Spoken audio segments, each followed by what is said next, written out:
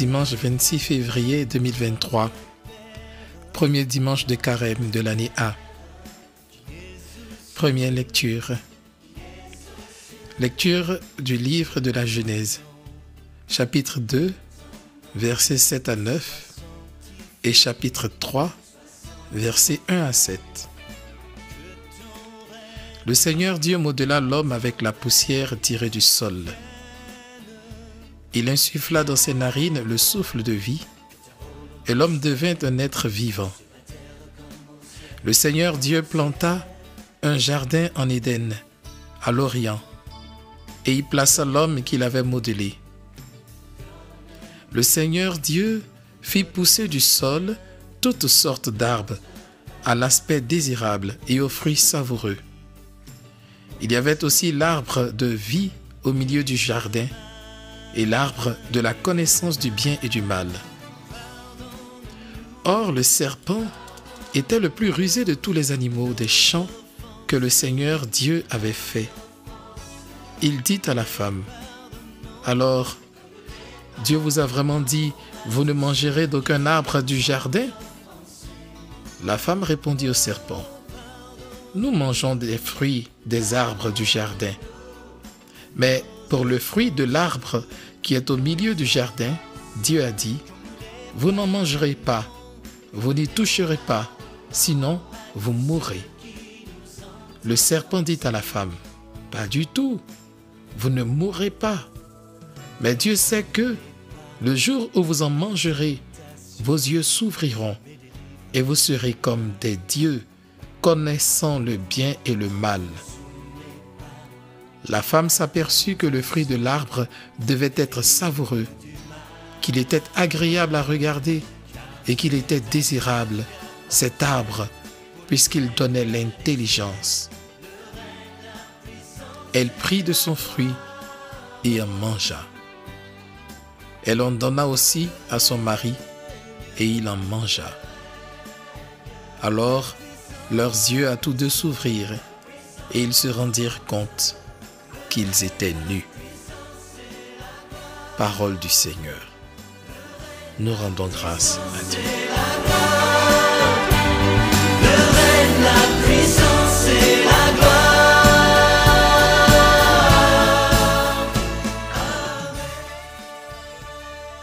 Psaume 50. Pitié, Seigneur, car nous avons péché. Pitié pour moi, mon Dieu, dans ton amour. Selon ta grande miséricorde, efface mon péché. Lave-moi tout entier de ma faute, purifie-moi de mon offense. Pitié, Seigneur, car nous avons péché. Oui, je connais mon péché, ma faute est toujours devant moi. Contre toi et toi seul, j'ai péché. Ce qui est mal à tes yeux, je l'ai fait. Pitié, Seigneur, car nous avons péché. Crée en moi un cœur pur, ô mon Dieu. Renouvelle et raffermis au fond de moi mon esprit. Ne me chasse pas loin de ta face. Ne me reprends pas ton Esprit Saint. Pitié, Seigneur, car nous avons péché. Rends-moi la joie d'être sauvé, que l'Esprit généreux me soutienne. Seigneur, ouvre mes lèvres et ma bouche annoncera ta louange. Pitié, Seigneur, car nous avons péché. Pardonne-nous, pardonne-nous nos offenses, comme nous les pardonnons. Deuxième lecture. Lecture de la lettre de Saint Paul apôtre aux Romains, chapitre 5, versets 12 à 19. Frères, nous savons que par un seul homme, le péché est entré dans le monde, et que par le péché est venue la mort. Et ainsi, la mort est passée en tous les hommes, étant donné que tous ont péché. Avant la loi de Moïse, le péché était déjà dans le monde, Mais le péché ne peut être imputé à personne tant qu'il n'y a pas de loi. Pourtant, depuis Adam jusqu'à Moïse, la mort a établi son règne, même sur ceux qui n'avaient pas péché par une transgression semblable à celle d'Adam. Or, Adam préfigure celui qui devait venir. Mais il n'en va pas du don gratuit comme de la faute. En effet, si la mort a frappé la multitude par la faute d'un seul, combien plus la grâce de Dieu s'est-elle répandue en abondance sur la multitude, cette grâce qui est donnée en un seul homme, Jésus-Christ. Le don de Dieu et les conséquences du péché d'un seul n'ont pas la même mesure non plus. D'une part, en effet, pour la faute d'un seul, le jugement a conduit à la condamnation. D'autre part, pour une multitude de fautes, le don gratuit de Dieu conduit à la justification. Si, en effet, à cause d'un seul homme, par la faute d'un seul, la mort a établi son règne, combien plus, à cause de Jésus-Christ et de lui seul, régneront-ils dans la vie ceux qui reçoivent en abondance le don de la grâce qui les rend justes. Bref, de même que la faute commise par un seul a conduit tous les hommes à la condamnation, de même l'accomplissement de la justice par un seul a conduit tous les hommes à la justification qui donne la vie. En effet, de même que par la désobéissance d'un seul être humain, la multitude a été rendue pécheresse, de même, par l'obéissance d'un seul, la multitude sera-t-elle rendue juste. Parole du Seigneur. Nous rendons grâce à Dieu. Nos offenses, comme nous les pardonnons, à tous ceux qui nous ont offensés. Oh,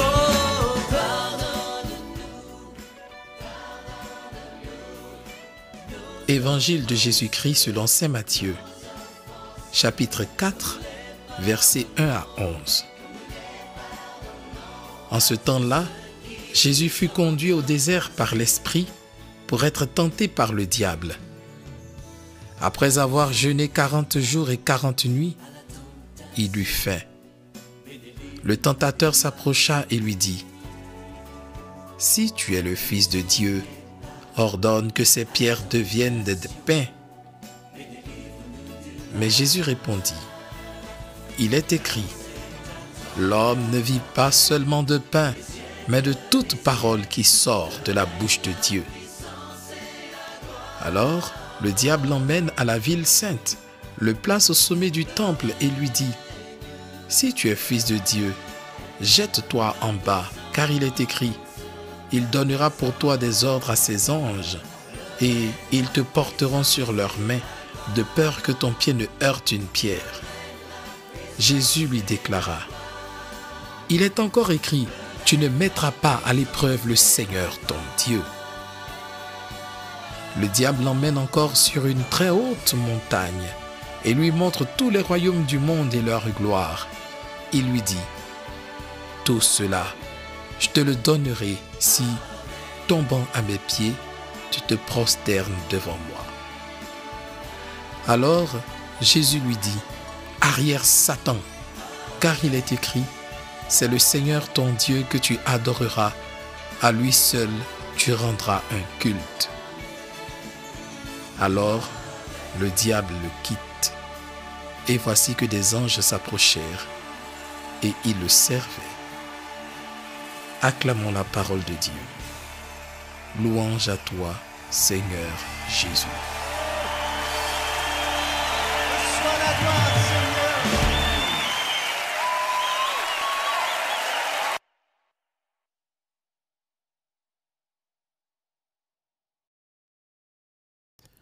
Nous sommes en guerre. Et là, je ne fais pas allusion au conflit entre l'Ukraine et la Russie. Je parle d'une guerre dans laquelle nous sommes impliqués depuis les premiers hommes, Adam et Ève. C'est une guerre très difficile, car l'ennemi contre lequel nous combattons ne nous attaque pas de manière frontale ni ouverte, mais de façon sournoise. Ruse et séduction sont ses stratégies de combat. Il cache l'odieux, le laid, derrière l'agréable et le beau. L'Église nous offre ce carême comme un temps d'entraînement pour nous apprendre à discerner et à déjouer les pièges du tentateur à la suite du Seigneur Jésus. Dans le passage de l'Évangile de ce jour, Jésus, dans son humanité, est aux prises avec le tentateur, le diable. L'objectif que recherche ce dernier, c'est détourner Jésus de sa mission qu'il est sur le point de commencer. En effet, en tant qu'homme, Jésus est venu donner sa vie pour notre salut. Sa mission est totalement orientée vers le bonheur de l'humanité déchue à cause du premier péché. Ensuite, en tant que Dieu, il est venu manifester la puissance de son amour et de sa miséricorde qui cherche non pas à éblouir, mais à guérir les cœurs des hommes. Enfin, Jésus est venu nous relier à Dieu son Père, à qui il est intimement uni, afin que nous lui rendions un culte juste et saint et qu'il se glorifie en nos vies. Mais le diable vient lui suggérer de penser à son bien-être, à son ventre, pour laisser le charnel prendre le pas sur le spirituel, l'humain sur le divin. C'est la première tentation. Ou bien de faire une démonstration de force et de puissance pour qu'il se désolidarise de notre condition d'homme. C'est la deuxième tentation. Ou encore de renier Dieu son Père contre récompense. Mais on sait que cette récompense est factice. C'est de la poudre de perlimpinpin. Car tout ce que recherche le diable, c'est la déchéance de ceux qui servent, adorent et louent le vrai Dieu. L'épisode de tentation nous apprend alors 3 choses fondamentales. La première, que nous n'avons pas seulement notre corps à nourrir, mais encore notre âme. Jésus est fils de Dieu, mais il est homme. Comme tout homme, il connaît la faim du corps. Cependant, il est conduit par une faim plus grande, une faim spirituelle que seule la parole de Dieu comble. L'homme ne vit pas seulement de pain, mais de toute parole qui sort de la bouche de Dieu. Par conséquent, de même que notre corps a besoin de se nourrir d'aliments pour vivre, de même notre âme a besoin de se nourrir de la parole de Dieu pour rester vive et alerte. Lorsque nous disons la prière du Notre Père, nous demandons notre pain quotidien. Ce pain est à la fois physique et spirituel. Au repas quotidien, il nous faut joindre la lecture et la méditation quotidienne de la parole de Dieu. Sans force spirituelle, on ne peut pas résister aux tentations de la chair. Jésus a faim. Il est affaibli dans son corps. Mais sa force spirituelle est invincible et le diable ne peut le déstabiliser parce que son esprit est rassasié de la parole de Dieu. La deuxième chose que l'on apprend, c'est qu'il ne faut pas attendre de Dieu une démonstration spectaculaire de sa force et de sa puissance, comme les armées qui défilent pour mettre en évidence leur puissance de feu. Tu ne mettras pas à l'épreuve le Seigneur, ton Dieu. Il s'agit plutôt d'expérimenter et de prendre conscience de la puissance de son amour pour nous. Un amour qui efface nos péchés, qui lave nos fautes et qui nous rachète de nos infidélités. Car si Dieu est tout-puissant, c'est parce que son amour est éternel et sa miséricorde infinie. Le règne du Père que nous appelons dans le Notre Père est un règne d'amour. Jésus va manifester sa puissance non pas en sautant du temple, lui qui est vrai Dieu, mais en acceptant d'être cloué sur le bois de la croix. Il ne fera pas semblant de mourir, il mourra effectivement. Le diable reviendra avec une tentation similaire sur la croix. N'es-tu pas le Fils de Dieu? Sauve-toi toi-même. Mais Jésus n'est pas venu se sauver lui-même. Il est venu nous sauver en se donnant. La troisième chose que Jésus nous apprend, c'est garder le lien avec Dieu le Père. Dans la troisième tentation, le diable, le diviseur, veut désolidariser Jésus de son Père. Il veut l'amener à renoncer à son lien filial. C'est la tentation de l'idolâtrie. Le projet du diable depuis Adam et Ève a toujours été de couper les créatures du Créateur. Vous ne serez plus comme enfants, créatures de Dieu, mais comme des dieux, semble-t-il dire à celle-là. Le diable veut usurper la reconnaissance que l'on doit à Dieu pour la vie, la nourriture, le travail, la famille, etc. Il nous suggère de mettre tout sur le compte de notre intelligence, des progrès scientifiques ou de la civilisation. Il nous propose un monde sans Dieu et même contre Dieu. Quand s'établit ce climat de perte de confiance en Dieu, de doute en ses promesses de salut, quelque temps après, la rupture survient. Et là, on réalise qu'on ne vaut pas un clou, qu'on est nu et même nul, et qu'en fait, c'est Dieu qui nous habille de gloire et d'honneur. La prière du Notre Père nous maintient dans cette relation filiale avec Dieu. Dans cette prière, nous redisons à Dieu notre confiance. Oui, nous savons qu'il nous donnera la force de rejeter Satan. C'est pourquoi nous lui demandons de ne pas nous laisser succomber à la tentation, mais de nous délivrer du mal. En clair, pour mener le combat contre l'ennemi de l'humanité, nous avons besoin de puiser notre force spirituelle dans la parole de Dieu, d'être totalement imprégné de la puissance de l'amour et de la miséricorde de Dieu qui se donne et qui pardonne.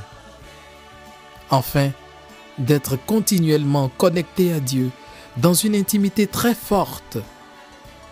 Cela nous donne une plus claire lisibilité des pièges et embûches que l'ennemi dresse sur notre route pour notre mort. Que ce temps de carême nous apprenne à discerner ce qui est juste et à l'accomplir avec empressement.